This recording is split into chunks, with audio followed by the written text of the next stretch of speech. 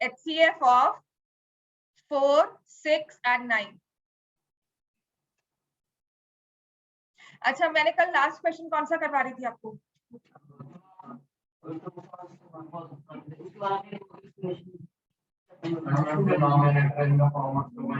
हाँ, ये करवा दिया था ना। हाँ ठीक है, मतलब ये आधी स्टेट छोड़ दी थी, मुझे पता है, वो मैं दोबारा से करवाऊंगी आज, ठीक है, वो मैं लिखवा दूंगी। तो मैं आपको सिर्फ इतना एक्सप्लेन, अगर मैं कर चुकी थी कल तो मैं करवा रही हूँ दोबारा से। हमें HCF निकालना ये आएगा 4, 6, 9, जिससे चैप्टर 1 किया है, आई थिंक स्कूल में ये सब करवा रहे हैं, फाइंड द HCF ऑफ 4, 6, 9, ठीक है। तो ये चीज होगी। इसके एप्लीकेशंस, ठीक है। क्लास 6 में ना आपने क्वेश्चंस बहुत किया है, मैं भी 6th क्लास की बुक से ही क्वेश्चंस लेती हूँ और वही करवाती हूँ। HCF of applications of HCF वही होते हैं कि कब HCF निकालना है, कब LCM निकालना है। पूरी जिंदगी लगा रहो, नहीं समझ में आता, सिर्फ उसके आइडिया को समझना, क्वेश्चन को समझना, आपको पता लग जाएगा कहाँ HCF निकालना है, कहाँ LCM निकालना है, ठीक है। तो उसके बाद हमारे पास आता है फंडामेंटल थ्योरम ऑफ अरिथमेटिक। ये की पॉइंट्स है इस चैप्टर के, फंडामेंटल थ्योरम ऑफ अरिथमेटिक, ठीक है। इसमें हमें क्या करना है, this is basically your LCM explain. ये आपका LCM का पीछे का जब स्टार्ट हुआ होगा, LCM बनने से पहले, वो कॉन्सेप्ट आने से पहले ये थ्योरम बनी थी और उसको करते करते उसको LCM में ले गए, ठीक है। तो ये और इसकी एप्लीकेशंस सारी आएंगी। प्लस एक होता है HCF एंड LCM की कंबाइंड प्रॉपर्टीज, वो जरूर आएंगी। कंबाइंड रूल्स होते हैं, प्रॉपर्टीज होती हैं, इनकी एप्लीकेशंस और इन पे बेस्ड क्वेश्चंस, 2-3 क्वेश्चंस हैं जो बहुत इंपॉर्टेंट है, वो आएंगे।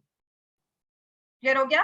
थ्रू आउट अगर हम बोर्ड्स देखते हैं ना, अगर बोर्ड्स के देखते हैं तो बोर्ड्स में भी आए हुए एक्स्ट्रा क्वेश्चन। इसके आपको जो डिलीट है ना, वो डिलीट कर भी दिया तो अच्छी बात ही है, क्योंकि वो क्या है, और इसमें जो नेक्स्ट आता है, प्रूव दैट √2, √3, √5, ऐसे ही √7 दे दिया हो, इट इज इरेशनल। और इसी का हो जाता है, जैसे मैंने कह दिया 2 + √3 इज इरेशनल। इन सबको प्रूव करना इरेशनल, रटने की बात है। जैसे हम क्या करते हैं, हमने पूरा प्रूफ लिख दिया, जब √3 आया तो जहां √2 लिखा हुआ है उसकी जगह उसको रख करके √3 लिख दिया। जहां पर हम √2 या 2 लिख रहे हैं ना, वहां रख करके प्रोग्राम में हमने कमांड डाला कि √3 कर दो, √3 हो जाएगा। √5 का है तो √5 हो जाएगा। Every number will be replaced by √5 and अगर स्क्वायर करें तो वो 5 आ जाएगा। √5 को अगर आप स्क्वायर करोगे तो 5 आ जाएगा। बाकी सब में एक्सप्लेनेशन सेम रहेगी। मतलब इतना तो दिमाग में होता ही है कि अगर हम √5 का लिख रहे हैं तो जहां पे हमने √2 को यूज किया हुआ है वहां पे √5 लिख देंगे। रटना ही है बिल्कुल। एक पैटर्न लिखवा दूंगी, समझा दूंगी, उसको रटना ही है। बहुत इजीली ये हो जाता है। ये बोनस क्वेश्चन में गिनती हूँ इसको, कि अगर पेपर में आपको 3 मार्क्स का क्वेश्चन मिलता है ना, तो पहले तो ये अटेम्प्ट करो, क्योंकि कुछ नहीं करना, लिखना ही है, रटा रटा है, राइट। 5-6 स्टेप्स है, वो लिखना ही है हमें। फिर इसके बाद जो इंपॉर्टेंट नेक्स्ट आता है वो है terminating and non terminating. Terminating and non terminating board के पॉइंट ऑफ व्यू से देखें, अगर मैं पिछले साल वाला ही टर्म 1 टर्म 2 को छोड़ दो, अगर पिछले साल वाला पैटर्न जो निकला था केस स्टडीज के साथ, तो उसमें ना 32 आपके 1 मार्क क्वेश्चंस थे, जिसको मैं MCQ या 1 मार्क कहती हूँ, ऑब्जेक्टिव नहीं, 1 मार्क, ठीक है। इसमें से क्या था, 16 क्वेश्चंस MCQ और 16 क्वेश्चंस 1 मार्क, और बाकी 4 केस स्टडीज थी, ठीक है। 4 केस स्टडीज में क्या होता था, आपके 4-4 क्वेश्चंस ईच, पता है ना, 9th में किया ही था हमने। तो अगर मैं उसी हिसाब से मार्क लगाती हूँ ना, तो उसके कॉन्सेप्ट वाइज उसके इंपॉर्टेंट में हमारे पास क्या आता है, HCF LCM के ये कंबाइंड रूल्स और एप्लीकेशंस, और ये वाला, ये तो बहुत इंपॉर्टेंट है।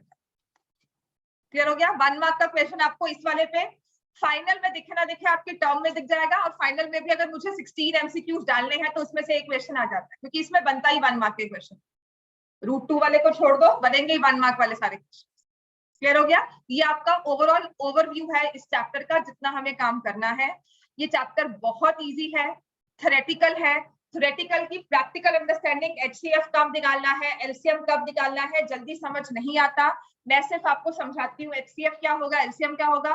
क्वेश्चन में आपने वही पूछना है कि मुझे निकालना क्या, उसके हिसाब से आपको समझ में आना शुरू हो जाएगा। मैंने आपको कल स्टार्ट करवाया था, when a number is terminating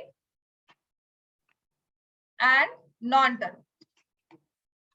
एक फ्रैक्शन है, आपने क्लास 9th में पढ़ा था कि जब भी आप फ्रैक्शन को सॉल्व करते हो, या तो इस तरह से होती है, मैंने कहा 10/8, जैसे लिख दिया 5/4, तो आपने 5 को 4 से डिवाइड किया, 4 1 जा 4 माइनस किया 10.2 2 जा 8, सबको आता है ना ये?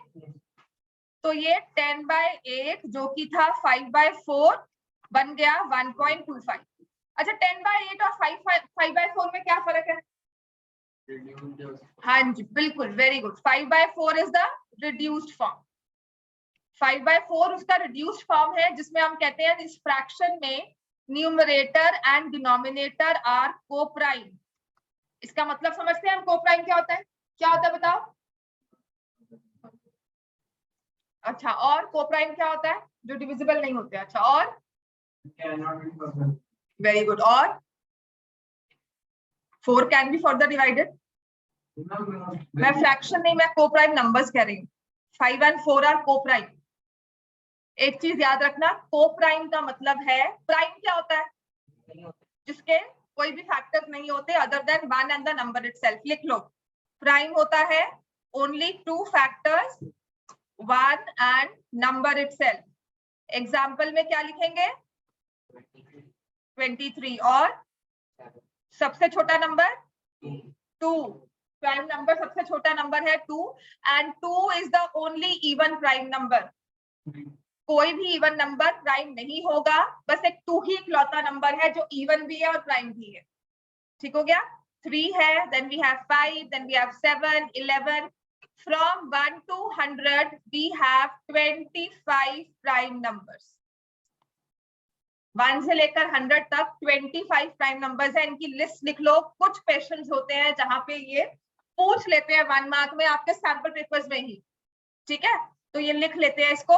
How many prime numbers we have? 2 3 5 7 11 13 17 19 23 29 31 37 39 है?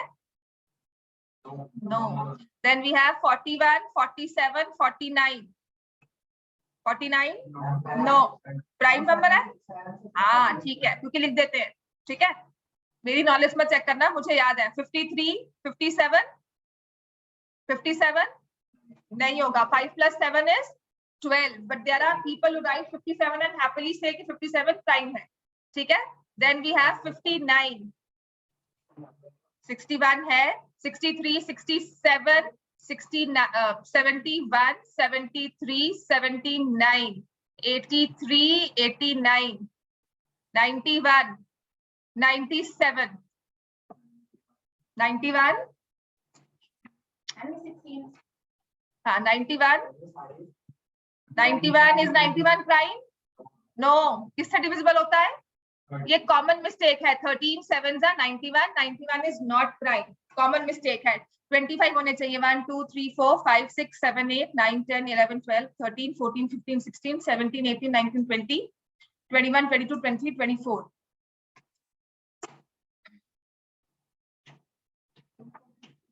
43 नहीं लिखा? हाँ 43 लिख लो, कोई जरूरत नहीं है इसकी, जस्ट एक जनरल नॉलेज। और पूछा, कभी कभी लिखा होता है कि ये क्वेश्चन था जिसने कहा था how many prime numbers between 1 and 100, तो बच्चा मेरे पास लेकर आ गया मैम क्या होगा, मैं नहीं आएगा, पर 25 इसका आंसर। ठीक है, 1 से लेकर 100 तक देयर आर 25 प्राइम नंबर्स। इतना क्लियर हो गया?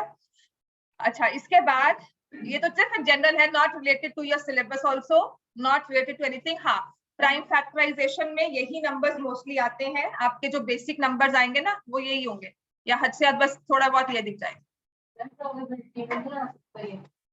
हाँ हो सकता है, if you select all the prime numbers. हाँ वो तो मुझे पता है, इसी में देखो एग्जैक्ट याद नहीं था, उसमें यही था हाउ मेनी, मतलब 1 to 100 से नंबर्स लिए, हो सकता है यही क्वेश्चन हो, how many prime numbers, probability of getting a prime number, तो हो सकता है। क्यों पढ़ा था क्वेश्चन अभी, ये क्लास में करवाया था?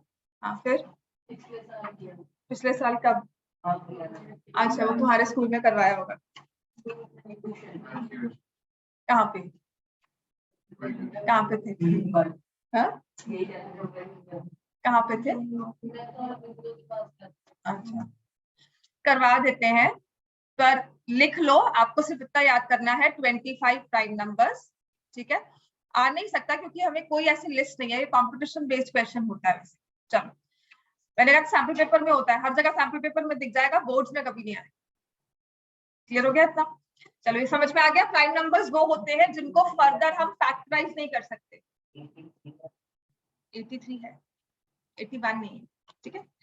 तो प्राइम नंबर्स वो होते हैं जिनको हम फर्दर फैक्टराइज नहीं कर सकते।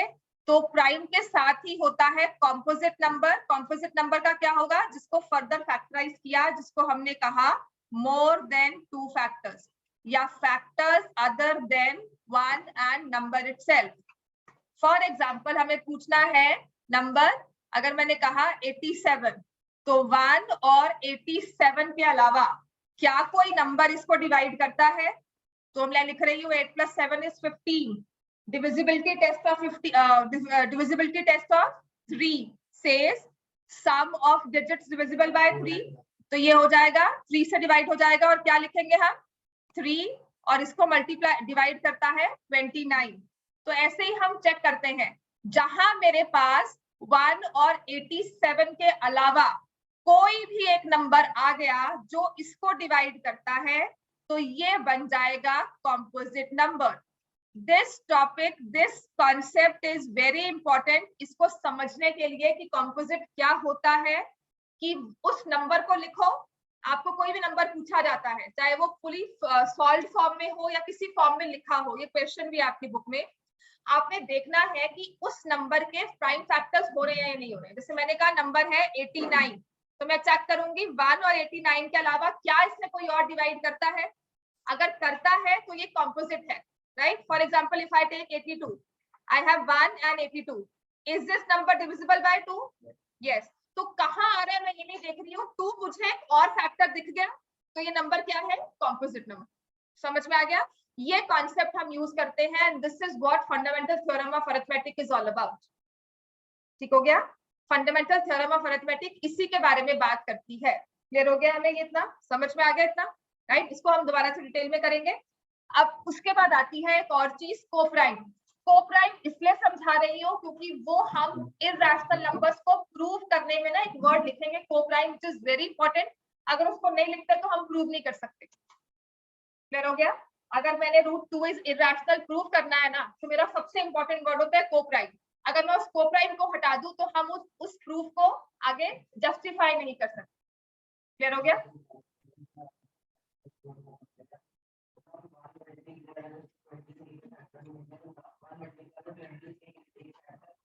हाँ, 1 and 23 बोथ आर फैक्टर्स। तो इसके सिर्फ 2 फैक्टर्स हैं, जिनके 2 फैक्टर्स होते हैं। आपका फैक्टर का मतलब है कि किसी 2 नंबर्स को मल्टीप्लाई करके थर्ड आया होगा। एक इकलौता नंबर को मल्टीप्लाई होता है। सम का मतलब क्या होगा? 2 नंबर्स को ऐड किया, कम से कम। ठीक है? तो किसी की भी नंबर के 2 फैक्टर्स हैं तो वो क्या बन जाता है नंबर? Prime number. और मोर देन 2 फैक्टर्स हैं कॉम्पोजिट नंबर। अच्छा, कोप्राइम में तभी कह रही हूँ, डिटेल में क्यों समझा रही हूँ, क्योंकि हम लिखेंगे तब मुझे मत पूछना कि मैम कोप्राइम क्या होता है। ठीक हो गया? अब आते हैं, मैंने कहा प्राइम नंबर है, राइट, और कॉम्पोजिट नंबर है, और एक थर्ड टर्म आई कोप्राइम नंबर। कोप्राइम का मतलब ये नहीं होता कि नंबर प्राइम है, डिवाइड नहीं हो सकते, हमें डिवाइड नहीं करना। मैं कह रही हूँ 4 and 5 are coprime, this is right, they are coprime. फिर मैं कह रही हूँ 2 and 27 are coprime. Again I am saying 14 and 27 are coprime. I am also saying 2 and 5 are coprime. पता मुझे क्या आंसर यूजुअली मिलता है कि मैम दोनों नंबर प्राइम हो तो कोप्राइम है। ठीक है ना? उनको हम कोप्राइम कहते हैं। नहीं, ये भी तो आ गया, उसके लिए मैंने ये लिख दिया। हाँ, जो पॉइंट्स था और नहीं, क्या होता है हमें करना है जब we look for coprime number. Coprime का मतलब है इनमें आपस में कोई कॉमन फैक्टर नहीं है जो आगे डिवाइड नहीं हो सकते। इसका मतलब थोड़ी डिवाइड क्यों, इसका ये डिवाइड नहीं हो सकता फर्दर। 5 और 4 में डिवाइड कह रही हूँ, आप कह रहे हो जो आगे डिवाइड ना हो। आगे क्यों नहीं डिवाइड हो? 4 तो आगे डिवाइड हो रहा है, फर्दर डिवाइड आप कर सकते हो, बिल्कुल कर सकते हो। 5 को ऐसे 4 से डिवाइड कर सकते हो, आगे डिवाइड हो सकते हैं, लेकिन इनमें कॉमन फैक्टर नहीं है। And when we talk of common factor we talk of natural numbers. हम 1.5 फैक्टर नहीं लेते। फैक्टर्स की डेफिनेशन में जाओ, टेबल में 2 1 2 क्या है, 2 into 1.5 नहीं याद किया हुआ हमने। 2 1 2 2 2 4 ये सब पढ़ते थे। 2 into 1.5 is equal to 3 ये नहीं पढ़ा था हमने, है ना।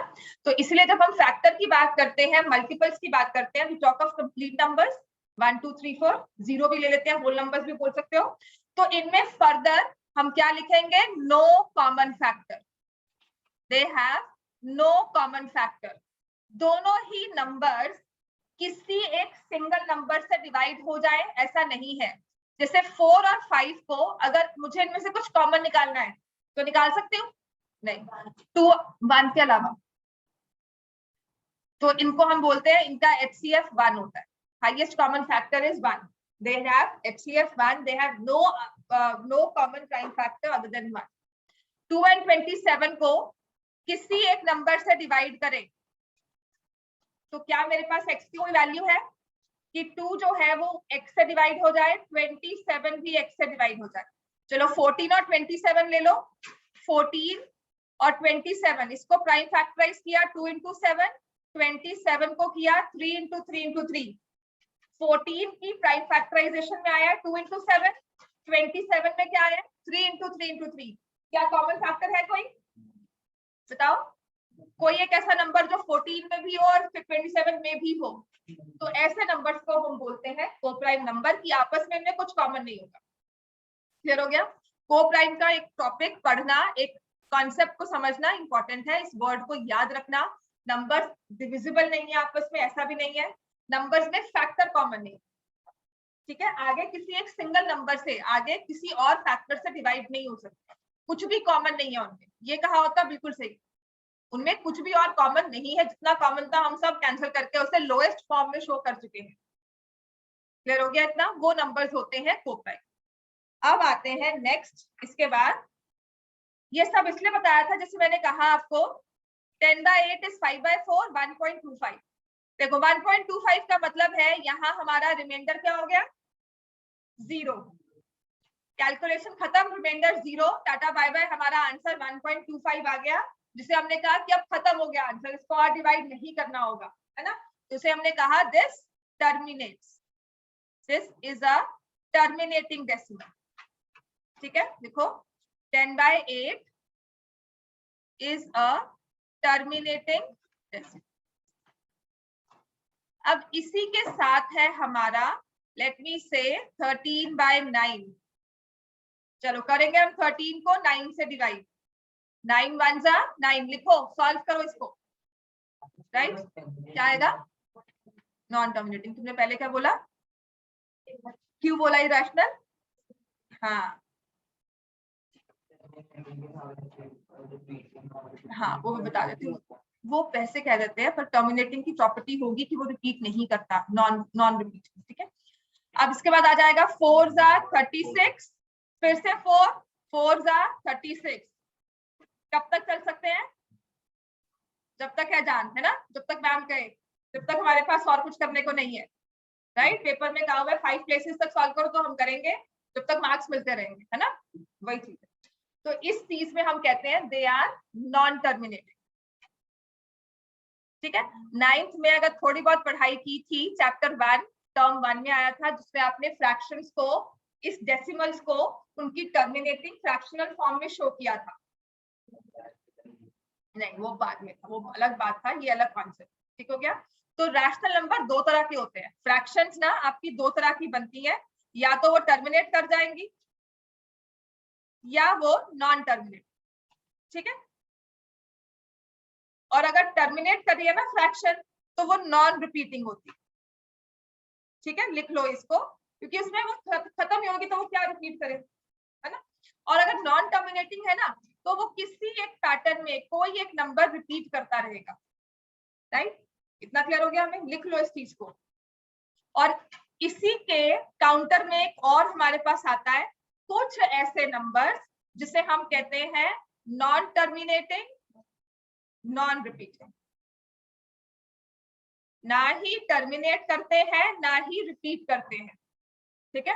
आई don't want to single out, मैं सच में नहीं बोलना चाहती है, तो नॉन टर्मिनेटिंग मैं एग्जांपल ले लेती, वरना कोई है ना, जैसे तुम मुझे पोक करते हो मैं तुम्हें करती हूँ। Non terminating and non repeating, Harshit को बोल रही थी, कुछ नहीं, ठीक है। हाँ, तो मैं छेड़ना नहीं चाहती, अभी मैं उससे छेड़ू फिर वो कहेगा कि अच्छा मैम आप फ्रेंडली मूड में आ गए, चलो जी अब मैं और जो क्रैक करता हूँ। तो नॉन टर्मिनेटिंग नॉन रिपीटिंग का मतलब है इनका कोई लॉजिक नहीं होता, राइट, इनमें कोई लॉजिक नहीं है, दैट्स व्हाई वी से दे आर इरैशनल नंबर्स। ना ही वो टर्मिनेट करेंगे, जैसे स्क्वायर रूट ऑफ 2 है, स्क्वायर रूट ऑफ 3 है, चलते जाओ बढ़ते जाओ, पाई होता है। तो you must have heard of those cases जहां पर पाई की मिलियन डिजिट्स याद की हुई हैं, उसने 1 लाख डिजिट्स याद करके Guinness book of world record बना लिया, ये सब कर लिया, या there are computers which can calculate value of pi up to these many digits in seconds. तो क्यों बनते हैं, क्योंकि इसको कभी भी टर्मिनेशन नहीं आती, टर्मिनेट कभी नहीं करेगा। We can approximate it further and further. Square root of 2 है, स्क्वायर रूट ऑफ 3 है, नंबर्स एग्जिस्ट करते हैं रियल लाइफ में, लेकिन इनका कोई भी लॉजिक नहीं है, इनको हम ऑब्टेन नहीं कर सकते बाय डिवीजन ऑफ 2 नंबर्स। मैं इन्हें फ्रैक्शन फॉर्म में शो नहीं कर सकती, इनकी कोई भी p by q फॉर्म नहीं होती, ठीक है, और ना ही ये टर्मिनेट करते हैं और ना ही किसी पैटर्न में रिपीट करते हैं। तो ऐसे नंबर्स को हम बोलते हैं irrational numbers, non terminating non repeat. Clear हो गया इतना? दो अलग होते हैं, परफेक्ट स्क्वायर नहीं होते, बिल्कुल हो ही नहीं सकते। परफेक्ट स्क्वायर होगा तो ऑब्वियसली वो स्क्वायर रूट लोगे तो वो उसमें आ जाएगा। आई कैन नॉट से root 25 is an irrational number, but root 5 is an irrational number. Clear हो गया इतना? समझ में आ गया? अब हमारा टॉपिक ये था कि आपको पता है कि फ्रैक्शंस, कुछ फ्रैक्शंस टर्मिनेट करती हैं, कुछ फ्रैक्शंस नॉन टर्मिनेटिंग होती हैं। मुझे डिवाइड नहीं करना, मैं आपको लंबी से एक फ्रैक्शन देती हूँ, मुझे डिवाइड नहीं करना है, just by looking at the denominator. For example, I give you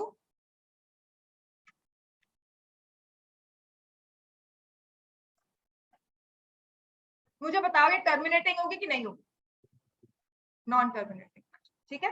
तो ये मैंने आपको एक फ्रैक्शन दी, आप डिवाइड करके चेक कर सकते हो, पर लंबा काम है, डिवाइड नहीं करना। ये लो और बड़ा नंबर दे दिया, डिवाइड नहीं करना, बस नंबर देखने के बेसिस पे बताओ कि देखकर हमें ये टर्मिनेटिंग है कि नॉन टर्मिनेटिंग। तो ऐसे नंबर्स से जब भी एक फ्रैक्शन दी होगी तो we will always concentrate on the, किस पे कॉन्सेंट्रेट करेंगे? On the denominator. We will always concentrate on the denominator, but my first rule will be, मेरा पहला रूल ये होगा that reduce, लिखो, reduce the fraction to its lowest form। मैंने उसे उसकी लोएस्ट फॉर्म में रिड्यूस कर दिया, उसमें और कुछ कैंसिल नहीं हो सकता। उसके बेसिस पर ही मैं बाद में डिसाइड करूंगी, अगर कुछ कैंसिल होता है तो प्लीज कैंसिल पहले कर दो। क्लियर हो गया? कुछ भी कैंसिल होता है तो सोचकर पहले कैंसिल कर दो, यहाँ पर नहीं होगा, राइट, आई नो यहाँ पे नहीं होगा, तो इसलिए मैंने इसे कह दिया कि this is in lowest form. इतना क्लियर हो गया हमें? अब एक चीज मैं आपको और बताती हूँ, अगर मैंने कहा 43/10, इसका डेसिमल क्या होता है? बड़े आसानी से बता दिया आपने। अगर मैंने कहा 23/10 क्या होगा? 2.3। 231/100 by 10, सॉरी 10 लिखा है, 23.1, और अगर 100 होगा तो आप क्या लिखोगे? ठीक। अगर मैं कह रही हूँ 9467 by, क्या होगा आंसर? बड़ा आसान था, है ना? लेकिन अगर मैं ये नंबर लिखती हूँ 4328 divide by 8, terminating non terminating, सोचकर बताओगे इसका आंसर क्या है? डेसिमल, है ना? आसान कब होता है? जब नीचे क्या हो? 10 या 10 की पावर्स। जहां पर थोड़े डिवीजन आ जाए वहां पर हमारी क्या बन जाती है? कैलकुलेशंस। तो मैं कह रही हूँ कैलकुलेशंस नहीं करनी, और कैलकुलेशंस ना करनी पड़े उसके लिए हमें डिनोमिनेटर में क्या चाहिए? 10 या 10 की पावर्स। क्लियर हो गया? 10 या 10 की पावर्स, समझ में आ गया इतना? राइट। अब टर्मिनेटिंग कब होता है? टर्मिनेटिंग फ्रैक्शन कब बनती है? तो मैंने कहा ये numerator and denominator, these two should be in their lowest form. Next we look at the denominator. इस डिनोमिनेटर की प्राइम फैक्टराइजेशन करेंगे, prime factorise the denominator, right. Factors of denominator should be either 2 or 5 or both, या तो अकेला 2 में हो या 5 या 2 और 5 का कोई कॉम्बिनेशन, पावर्स भी हो सकता है, ठीक है, या उसमें सारे 2 हो या 5 हो या इन दोनों का कॉम्बिनेशन हो, तब हम कहेंगे कि जो फ्रैक्शन है वो टर्मिनेट करेगी। लिख लो पहले से, पावर्स ऑफ 2 और 5 और बोथ। क्या हो गया? पावर्स ऑफ 2 और 5 और both. Denominator should have powers of 2 or 5 or both। मतलब किसी नंबर को मैंने 4 से डिवाइड किया तो वो टर्मिनेट करेगा, किसी नंबर को 25 से डिवाइड किया वो टर्मिनेट करेगा, ठीक है, किसी नंबर को 100 से डिवाइड किया वो टर्मिनेट करेगा। तो यहाँ पर क्या था, I have powers of 2, 4 is 2 square, 25 is 5 square, 100 is combination of 2 and 5, perfect square चाहे ना हो। अब ऐसे ही मैंने आपको एक नंबर दिया था 3125, इस 3125 को फैक्टराइज करो, क्या बन के आ रहा है आपके पास? ये 5 6 25, 5 करो 125, हाँ फिर से क्या आएगा 25, तो this is 5 raised to power 5। तो अब बताओ टर्मिनेटिंग नॉन टर्मिनेटिंग? टर्मिनेटिंग। समझ में आ गया? This fraction will be terminating. मैंने सॉल्व नहीं किया लेकिन मुझे पता है कि इसके डिनोमिनेटर में सिर्फ 5 है, it has only 5 powers of 5, तो इसका it has only 5, right. So that means this fraction overall will terminate at some point, किसी पॉइंट पर आकर वो टर्मिनेट कर जाएगी, रिमाइंडर 0 आ जाएगा, उसके बाद हमें डिवीजन की जरूरत नहीं पड़ेगी, we will get the exact answer। समझ में आ गया? अब वो कॉम्बिनेशन क्या होता है, जैसे कि मैंने कहा, लिखो नेक्स्ट। समझ में आ गया? ये आपके पास नंबर है 94 डिवाइड बाय 40, टर्मिनेटिंग और नॉन टर्मिनेटिंग? टर्मिनेटिंग पक्का, क्योंकि हमारे पास 40 क्या है, 5 into 8 है ना, 5 8 क्या हो गया 2 की पावर, तो 2 की पावर किसी भी कॉम्बिनेशन में हो सकती है, 2 and 5 की power, it could be 2 cube into 5 square, 2 raised to power 2 into 5 raised to power 4, किसी भी कॉम्बिनेशन में होगी, इसके अलावा कोई प्राइम फैक्टर नहीं आना चाहिए। ठीक हो गया? तो मैंने कल आपको जो लिखवानी थी लाइन वो यही थी, when the denominator is of the form 2 raised to power m into 5 raised to power n, where m and n are whole numbers। whole numbers में I am including the case of 0 also, कि अकेला 2 हो, अकेला 5 हो, या दोनों में कोई कॉम्बिनेशन हो, 2 raised to power 1, 5 raised to power 9। Clear हो गया? Any combination will also work।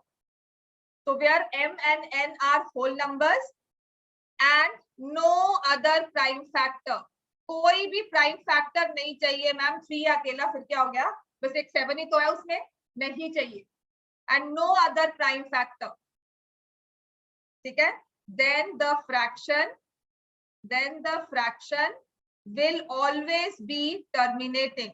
आपकी बुक में ना बहुत अच्छा सा रूल लिखा हुआ है, लेकिन उसको मैंने बहुत सिंप्लीफाई करके आपको बता दिया कि 2 raised to power m 5 raised to power n के फॉर्म में डिनोमिनेटर एग्जिस्ट करेगा, और इसी फॉर्म में एग्जिस्ट करेगा, कोई फैक्टर छुप कर बैठा नहीं होगा कि 3 आ गया, 3 तो आया फिर क्या हो गया, तो हम उस नंबर को, उस फ्रैक्शन को हमेशा बोलेंगे टर्मिनेटिंग।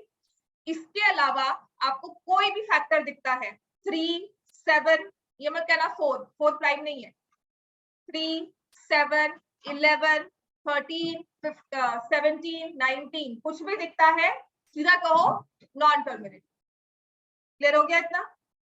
सिर्फ 2 और 5 आएगा तब हम कहेंगे terminating, for every other number we will say it is non terminating. ठीक है, तो अगर मैंने नंबर लिखा 33 by 70, terminating or non-terminating?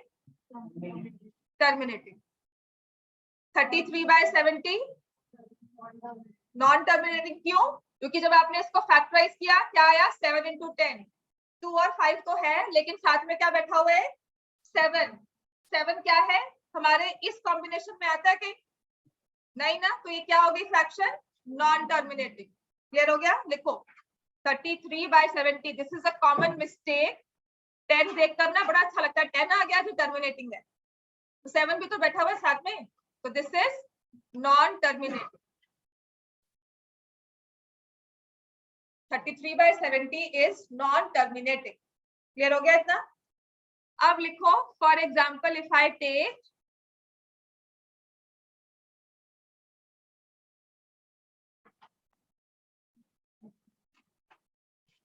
56 by 70, non terminating. 56 और 70 में कुछ कटता है आपस में? 7 8 जा 56, 7 10 जा 70, और भी कट कर सकते हैं 4 by 5। तो जो 7 आपको दिख रहा था डिनोमिनेटर में, वो न्यूमरेटर के साथ कट हो रहा था, तो 4 by 5 फ्रैक्शन फाइनली बन जाएगी, जिसे हम क्या लिखेंगे? टर्मिनेटिंग। समझ में आ गया? तभी मैंने कहा था ये क्वेश्चन 1 मार्क के बनते हैं, क्योंकि लिखा होता है, दिखता है हमें 7 दिख रहा है जी, अच्छा फैक्टराइज करके दिया होगा उन्होंने पूरा। There are questions, I think एक है 241 डिविजिबल बाय 231 डिविजिबल बाय 7 है ना, तो ये बनता है 2 raised to power 2, 3 raised to power 5, कुछ ऐसा दिया होता है। Whether this fraction is terminating or non-terminating, ठीक है बताओ। तो वहां पे ऑप्शन लिखे होते हैं 4, सब मार्क कर देते हैं टर्मिनेटिंग पहली बार में। 231 और 77 कट जाते। ठीक हो गया? 231 ये एक्चुअल बोर्ड क्वेश्चन है। 231 और 7 कट गया, यहाँ पर बन गया ये 33, राइट? 33 by 2 स्क्वायर और सॉरी 5 raised to power 3 था, 5 क्यूब था। 2 स्क्वायर 5 क्यूब, 7 आपस में कट गया। इस फ्रैक्शन को हम क्या बोलेंगे? टर्मिनेटिंग या नॉन टर्मिनेटिंग? Non terminating. ठीक है, सिर्फ डिनोमिनेटर पे कंसंट्रेट नहीं करना, आपको पहले चेक करना है कि कुछ कॉमन है आपस में कि नहीं न्यूमरेटर के साथ, उन दोनों को कोप्राइम कर दो, उसके बाद विल प्रोसीड। किसको टर्मिनेटिंग बोलेंगे? मैं क्या करेंगे? इसको देखकर ना, अकेले 7 को देखकर आप कट नहीं करते हो ना, तो इसको देखकर कि 7 दिया हुआ है फैक्टराइज्ड फॉर्म में, इतना इजी क्वेश्चन है, तो हम मार्क कर देंगे नॉन टर्मिनेटिंग ऑप्शंस में, जबकि ये कि नहीं है, क्योंकि ये 7 फाइनली कोई आंसर में इफेक्ट लेकर नहीं आता है, ये आपस में कैंसिल हो जाता है। क्लियर हो गया इतना? तो इसको हम बोलेंगे टर्मिनेटिंग। फाइनली सॉल्व करने के बाद ये टर्मिनेटिंग ही होगा, डिवाइड करके भी चाहे चेक करो। क्लियर हो गया इतना? राइट, चलो अब आ जाओ एक्सरसाइज 1.4 आपकी बुक का, जो क्वेश्चन दिया है ना वो करना है बात। हाँ ये बेटा उसी पर आएगा, 1.4 आ जाता है, कर लो 1.4 आ जाएगा। इसको स्पेसिफिकली बोर्ड ने लिखकर नहीं भेजा है कि ये है या नहीं है, ठीक है? और ये फंडामेंटल थ्योरम ऑफ अरिथमेटिक का ही फर्दर एक्सटेंशन हो जाता है, इसको कर लो क्योंकि बहुत मुश्किल नहीं है ये। Exercise 1.4 question number 1, without actually performing the long division method, state whether the following rational numbers will have terminating decimal expansion or non-terminating decimal expansion। और इसका सेकंड क्वेश्चन है how many decimal places, तो बाद में करेंगे वो। अब लिखा हुआ है 13 by 3125, टर्मिनेटिंग और नॉन टर्मिनेटिंग, क्या होगा आंसर? क्यों हमने कहा terminating? Because the denominator 3125 is 5 raised to power 5। समझ में आ गया? B part 17 by 8, terminating non terminating? Terminating. 8 क्या है? 2 की पावर। क्या हो गया? देन सी पार्ट 64 by 455, आपस में कुछ कैंसिल हो रहा है?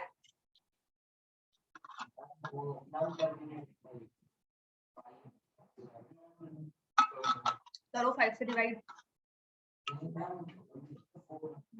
हाँ तो 5 से डिवाइड करो, 5 इंटू 91।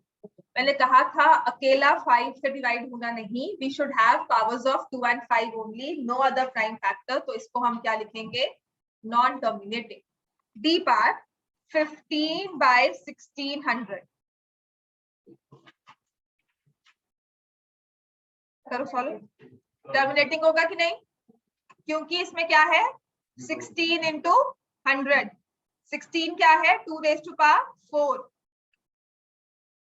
इसमें सिर्फ 2 की पावर्स है और 5 की पावर्स है। क्लियर हो गया। 10 तो आपको पता ही है 2 और 5 से बनता है, तो 10 जब भी किसी नंबर में दिया होगा डेसिमल निकालना आसान है।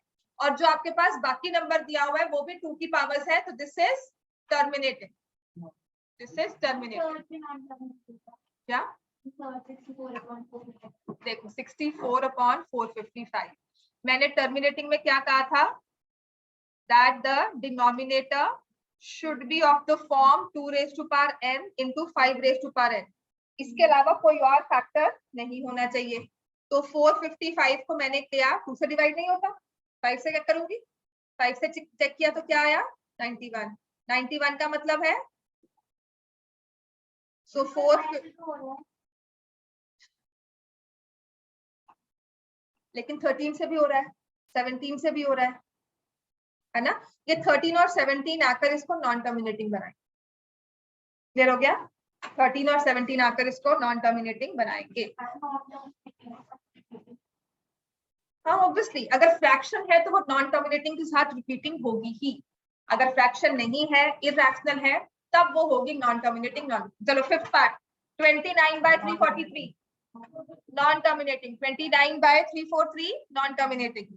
Sixth part 23/2 cube 5 square, 23/2 cube 5 square क्या होगा, अंजतन में बताओ क्या होगा, टर्मिनेटिंग। क्यों, ऐसे सेवेंथ पार्ट है 129/2 square 5 raised to power 7 7 raised to power 5 क्या होगा बताओ तन्मय, ये वाली फ्रैक्शन क्या है,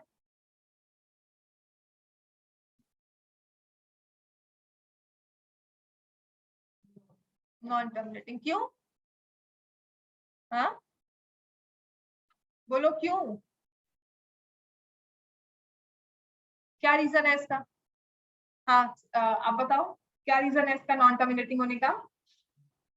7 है, अच्छा 7 होना काफी होता है, और क्या चेक करना होता है, ये 7 raised to power 5 cancel out नहीं हो सकता न्यूमरेटर के साथ, इसी का काउंटर लिख लो। अगर मैं आपको दे रही हूँ 126/2 square 5 raised to power 7 into 7 लिखो इसको,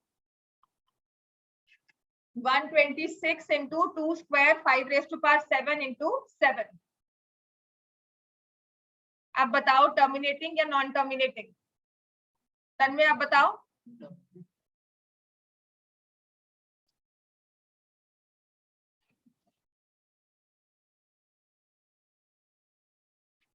तो इसमें हम क्या करेंगे, ये 7 और इस न्यूमरेटर को 2 को कैंसिल करो ना करो, 5 को कैंसिल करो ना करो, चाहे कॉमन भी दिख रहा हो, लेकिन कोई और फैक्टर दिख रहा है तो एक बात as a rule as a guard अपने बांध के रखनी है कि कुछ कैंसिल होता है कि नहीं, कोशिश करेंगे वो कैंसिल होता है कि नहीं, कि हमें वो एक तरह से छुलावा तो नहीं दिया हुआ कि देखो 7 दे दिया आप बता दो नॉन टर्मिनेटिंग और आगे बढ़ जाओ।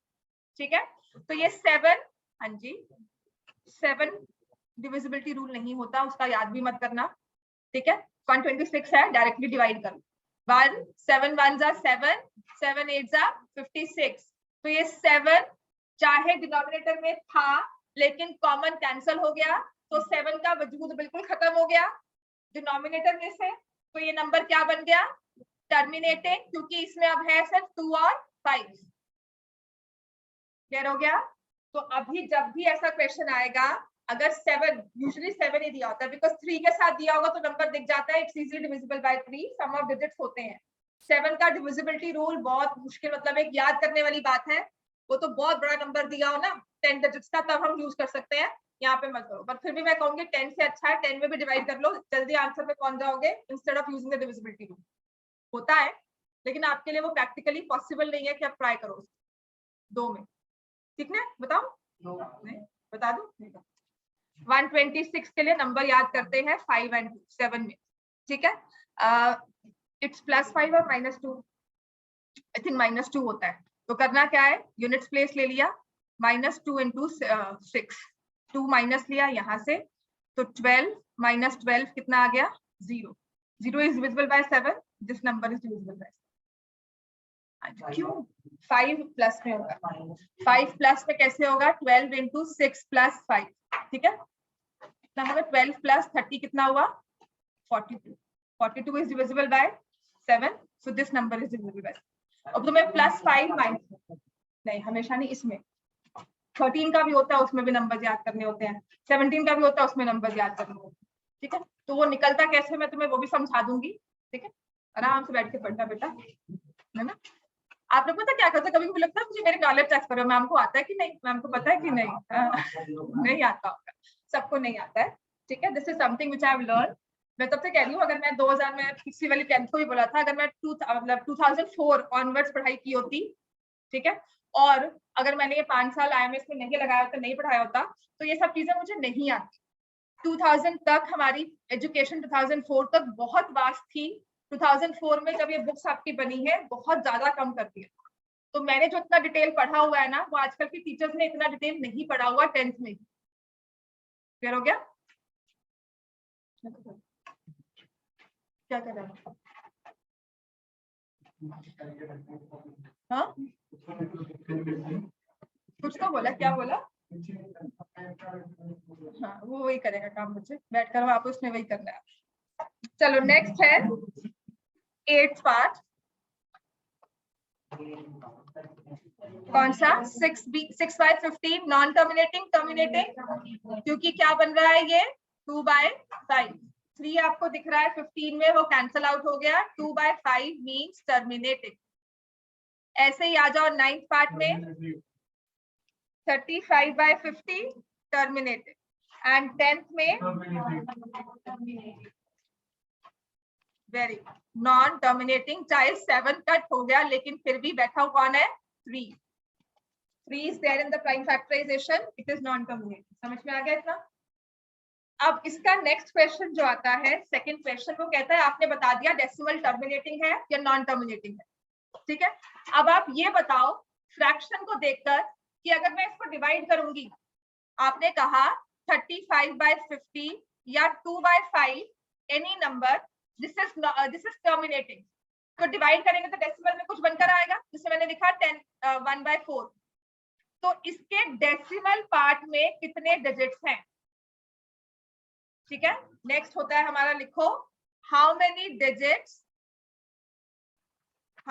Digits in the decimal part.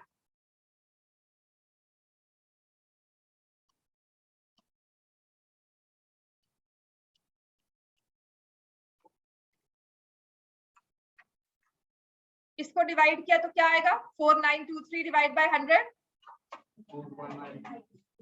49.23। यहाँ पर क्या तो क्या आ जाएगा, 6424, यही आएगा, राइट। कितने जीरोस थे यहाँ पर, 2। तो हमारा रूल आपको डिवीजन का यही होता है ना, अगर आप डिवाइड कर रहे हो 10 से, तो एक डेसिमल प्लेस के बाद एक नंबर से बैकवर्ड्स आप पॉइंट लगा दोगे। यहाँ पे 100 से किया तो 2 डेसिमल प्लेसेस के बाद आपने पॉइंट लगा दिया। यहाँ 4 जीरो थे, तो आई टुक 4 places from the unit place और डॉट लगा दी, पॉइंट लगा दी, यही करते थे हम, है ना। मतलब अगर नंबर में एज फ्रैक्शन एक नंबर में डिनोमिनेटर में 10 होगा या 10 की पावर होगी, तो बहुत आसान है बताना, इसको डिवाइड करना भी, है ना। तो आपके पास नंबर है, अभी जो नंबर्स करके आए हैं, जिसको हमने कहा है टर्मिनेटिंग, फर्स्ट वाला है 13/3125। डिवाइड नहीं करना, कर सकते हैं पर नहीं करना, सब्जेक्टिव पेपर है तो वैसे ही नहीं करोगे। हाँ 5/5। 13 क्या बन जाता है, 5/5। अच्छा मैं कहती हूँ अगर ये 5 ना होता ना, 10 होता तो बड़ा आसान था, 5 क्यों दे दिया। तो इस 5 को 10 बनाना है, आपके पास कितने 5s हैं, 5। 5 को 10 बनाने के लिए किससे मल्टीप्लाई करना होता है, 2 से। तो 2 को कितनी बारी मल्टीप्लाई करेंगे, 5 times because I have 5 raised to power 5, so I will multiply it with 2 raised to power 5 और अल्टीमेटली क्या बन जाएगा ये 10 raised to power 5। तो कोई भी नंबर ऊपर दिया हो, चाहे वो 100 हो चाहे वो 13 हो, उसमें कितने डेसिमल्स होंगे? 5 डेसिमल प्लेसेस, बिकॉज नीचे पावर क्या है हमारे पास 5, तो उसके बेसिस पर हमने कहा 5 डेसिमल प्लेसेस। क्लियर हो गया? बिकॉज ऊपर जो नंबर है, हाँ वो तो कर ही दोगे, वो अलग बात है, पर यहाँ पर ऊपर तो करोगे। ठीक हो गया? तो यहाँ से आ जाएगा नीचे डिनोमिनेटर को we will try to convert it into powers of 100। उसके लिए अगर जितने 5 कम है उतने डाल दो, जितने 2 कम है उतने डाल। जैसे कि आपका नंबर है, आपने कहा 13/3125 के कितने डेसिमल प्लेसेस होंगे। मैंने इसे फैक्टराइज किया 13, दिस इज 13/3125। ये क्या हो गया? 13/5⁵5। एक चीज मैं समझ कर आई थी कि जब नीचे डिनोमिनेटर में 10 दिया हो, 100 दिया हो, 1000, बेसिकली पावर्स ऑफ 10 दी, तो डिवाइड करना बड़ा आसान है। तो अब मेरा टारगेट क्या है कि जो मुझे 5 दिया हुआ है ना, उसको मैं 10 बना। तो कितने 5 दिए हुए हैं? 5। हर एक 5 को 10 बनाना है, तो मैं हर एक को किससे मल्टीप्लाई करूंगी? 2 से। तो I need to multiply this number with 2 raised to power 5 end of course हम इसे ऊपर भी मल्टीप्लाई करेंगे 2 raised to power 5 से। तो ऊपर जो भी नंबर बने मुझे उससे कोई मतलब नहीं है, मुझे पूछा गया है हाउ मेनी डेसिमल प्लेसेस। तो नीचे क्या बन गया? 10 raised to power 5। अगर किसी नंबर के पीछे ऐसे हो डिवाइड बाय 1 लाख, तो आप कितने डेसिमल प्लेसेस काउंट करके पॉइंट लगाओगे? 5। यहाँ पे 1 2 3 4 5 और फिर एक बड़ा सा पॉइंट यहाँ लगा। तो how many decimal places based on the number of zeros? 5। जैसे मैंने लिखा 4.39, आप इसे क्या लिखोगे? 439 ठीक है। अब मैं कह रही हूँ कि अगर आपको दिया हुआ है 439/100, आप उसे क्या लिख रहे हो? 4.39। आपने 2 डेसिमल प्लेसेस काउंट की और पॉइंट लगा। सेकंड पार्ट पे आओ, 17/8।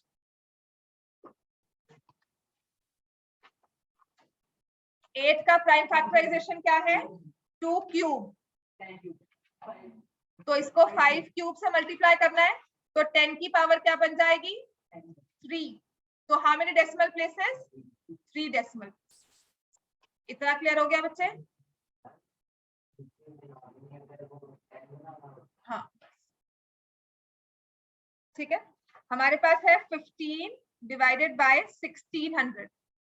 कॉस एक बार इसको कॉमन जो भी है फैक्टराइज कर लो, ये आ जाएगा 3/320। मैंने 5 से कैंसिल आउट कर दिया, ये बन जाएगा 3/320।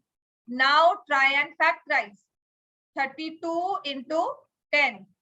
10 एक ऑलरेडी है, 32 क्या होता है? 2 raised to power 5 इंटू 10। तो कितने 5 ऐड करूंगी मैं? और 5 raised to power 5। एक 10 तो ऑलरेडी है, इसको क्यों छेड़ेंगे हम? 2 raised to power 5 है, इसको 10 बनाना है, तो I supply another 5 raised to power 5 हर एक में। तो 10 की पावर नीचे क्या बन जाएगी? 6। So how many decimal places? 6 decimal places. 10 की पावर 6 बन गई, तो बच्चे इसकी 5 और ये बेचारा बैठा हुआ है, ये कहाँ जाएगा? इसको कहाँ छोड़ दिया है ना? इसको ऐसे लिख दिया, देखो एक ऑलरेडी, इसको भी फिर लिख लो, इसको फैक्टराइज कर लो, 10 को अलग मत करो, take it as 3 2 raised to power 6 into 5। ठीक है, तो इसको हम इस तरह से अब व्यू कर लेते हैं। Eye view it like this कि आपके पास 6 2 बैठे हुए हैं, 1 2 3 4 5 6। एक के पास उसका 5 है, उसने बाकी इन सबको विल सप्लाई, तो will get in total 6 decimal places. समझ में आ गया? नेक्स्ट आपके पास था 6th पार्ट, 23/2 क्यूब 5 स्क्वायर। किससे मल्टीप्लाई करेंगे इसको? Into 5। How many decimal places? 3 decimal. 2 की पावर 3 है, 5 की पावर 2 है, तो एक 2 और एक 5 तो कंबाइन हो गए। इस 2 को मैंने उसका 5 दे दिया, इन टोटल 10 की पावर 3 बन गई। क्लियर हो गया? नेक्स्ट है 129 तो था ही नहीं, 6 by 15। This is 2 by 5। How many decimal places?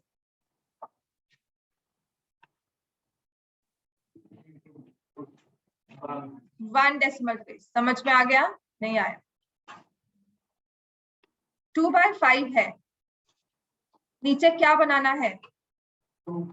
10। किससे मल्टीप्लाई करोगे? 2 से। जो 10 बना उसको पावर क्या मिली? ऊपर भी चाहे किया, पर नीचे हमारे पास 10 है, तो we have only 1 decimal place. 35 by 50। 35 by 50। 50 को फैक्टराइज कर लो, क्या होता है? हाँ, कट भी होगा, बिल्कुल भी होगा, फिर तो वैसे ही आसान हो जाएगा। 35 by 50, 7 by 10। अच्छा, अब तो आंसर है 7 by 10 means 0.7, 1 decimal place. Next तो हमारे पास था ही, ठीक है। 77 by 210 was not terminated। अब इसका थर्ड पार्ट, थर्ड क्वेश्चन, इसमें लिखा हुआ है कि I know there are decimals given. Third question देखो, the following real numbers have decimal expansions as given below. In each case decide whether they are rational or not, and if they are rational and of the form p by q, what can you say about prime factors of q? Simple से उसने बात कही है कि आपको एक number लिख कर दिया 43.123456789। ये टर्मिनेटिंग है कि नॉन टर्मिनेटिंग? ये टर्मिनेटिंग है, क्योंकि 9 के बाद खत्म हो गया। 9 के बाद उसने ऐसे डॉटेड नहीं लगाया होगा, हाँ वो होता है, तो this is non terminating. Rational और irrational, this will be rational, क्योंकि टर्मिनेट कर गया तो वो हमेशा क्या होगा? रैशनल। अब वो कह रहा है कि अगर वो रैशनल है तो उसकी एक p by q फॉर्म होगी। क्लियर हो गया? तो जो इसका q है, q किसमें है? फ्रैक्शन के डिनोमिनेटर में। इस डिनोमिनेटर के प्राइम फैक्टर्स बताओ क्या होंगे? अगर वो टर्मिनेट है, टर्मिनेट करता है, p by q फॉर्म है, तो q के प्राइम फैक्टर्स में क्या आना चाहिए? 2 और 5। 10 मतलब 2, 5। 10 is not a prime number ना, ठीक हो गया? इसके प्राइम फैक्टर्स में सिर्फ आएगा 2 और 5, या 2 या 5 या दोनों का कॉम्बिनेशन। तो what can you say about the prime factors of q? Prime factors are 2 and 5। समझ में आ गया? सेकेंड पार्ट, 1.120 1200, रैशनल और इरैशनल? इरैशनल, सबको पता है ये। अब कोई ये नहीं कहना इसमें भी पैटर्न है कि हमारा 120 1200 पैटर्न का मतलब है मैंने कॉपी पेस्ट किया, कॉपी किया और उसको ऐसे ही पेस्ट करती रहूं। यहाँ पर ऐसा होगा? I can not simply copy and paste, मुझे सोचना होगा अब कितने जीरोस आएंगे। तो ये नंबर है इरैशनल, तो कभी भी इसकी फ्रैक्शनल फॉर्म नहीं होगी, p by q फॉर्म इसकी एग्जिस्ट नहीं करती। थर्ड पार्ट, अब ये ऐसा नंबर दिया हुआ है, दिस विल बी रैशनल, पर इसकी p by q फॉर्म में प्राइम फैक्टर्स 2 और 5 के अलावा भी कुछ और होंगे, ठीक है? क्योंकि ये आपका 9th का कॉन्सेप्ट है। हाँ, इसका मतलब ये आपका पूरा सेट ऐसे के ऐसे ही रिपीट कर रहा है। आगे 1 2 3 4 5 6 7 8 9, फिर आएगा 1 2 3 4 7 6 8 9।